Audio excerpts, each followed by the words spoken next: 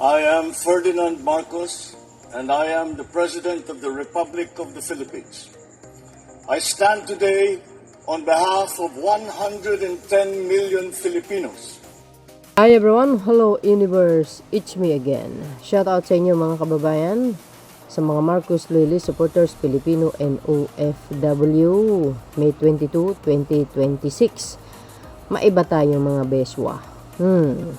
Sabi po ng GMA News Updates, kahit sinong senador o kongresista, blank. Ngayon, dahil impeachment, kumbaga may paglilitis sa Vice Presidente ng Pilipinas. Dahil nakikita naman natin kung paano or gaano kabigat at kalakas yung ebidensya laban sa kanya.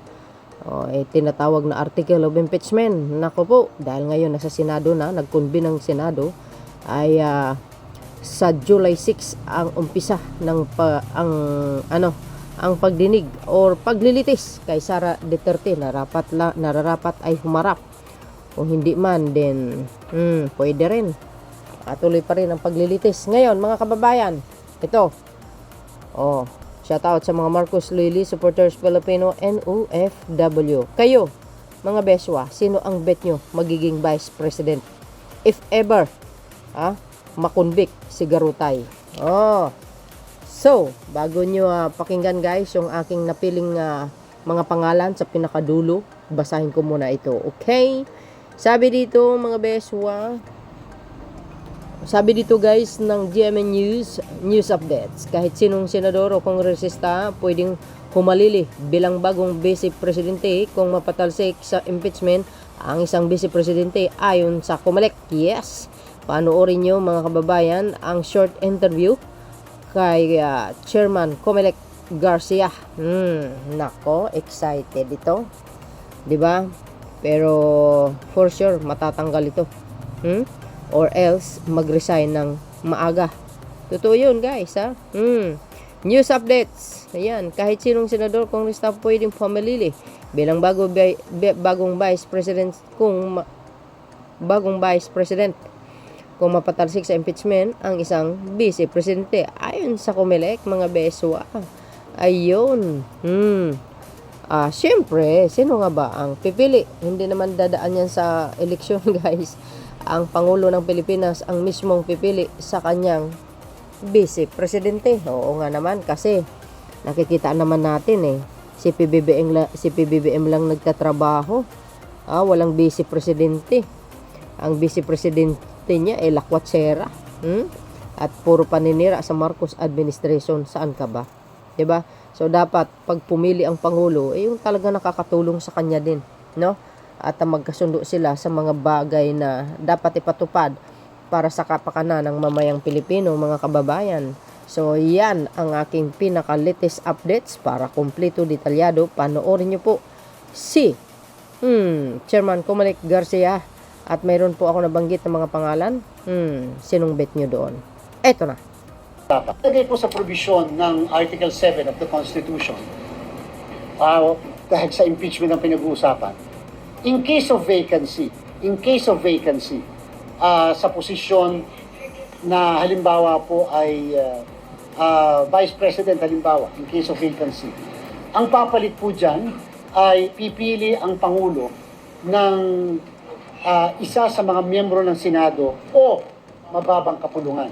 At yung pong pagpili niya dapat with the consensuality of the members of the Senate and the members of the House of Representatives voting separately, hindi po voting jointly.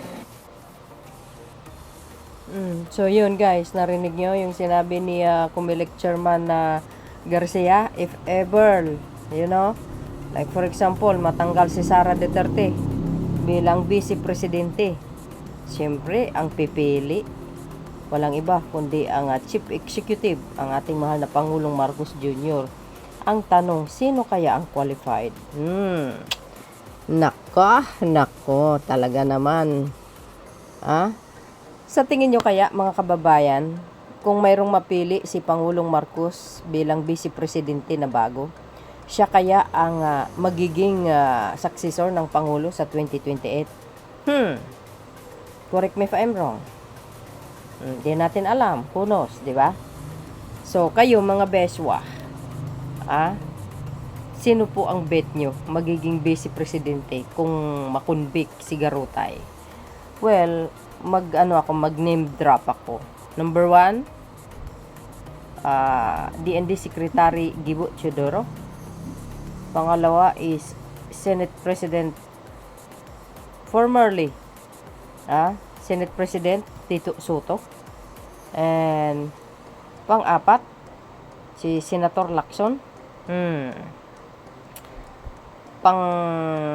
Hindi, pangatlo na yun, di ba?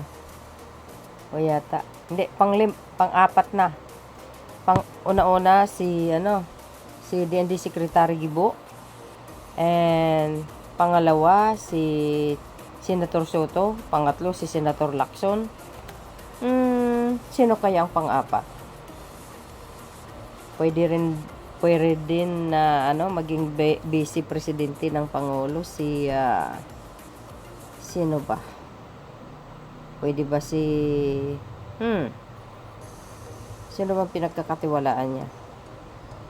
Maaring si Ralph Recto, si ES, pwede po sa mga senador na mayroon na sa House of Representatives. Sino kaya ang qualified? Parang wala akong nakikita gusto ko kasi si dating Speaker Martin Romualdez. And pang-5, pang-6, hindi, pang-5, sino guys ang bet nyo? Hindi natin alam. Yun mga kababayan, ano po ang kapalagayan nyo? Sino po ang bet nyo doon sa nabanggit ko? Pero may nakalimutan ako mga beswa. Pang-7 pala, si General Torre. Pwede mga bes. Siyempre, una si Secretary Gibo, ayan, si Senator Soto, Senator Lacson, si E.S. Recto, si John Vic Remulla, at saka sino pa, ayan, si General Torre pala, nakalimutan ko. So yun mga kababayan, ang aking pinaka-latest updates. Thank you for watching. Ayan, follow me and likes.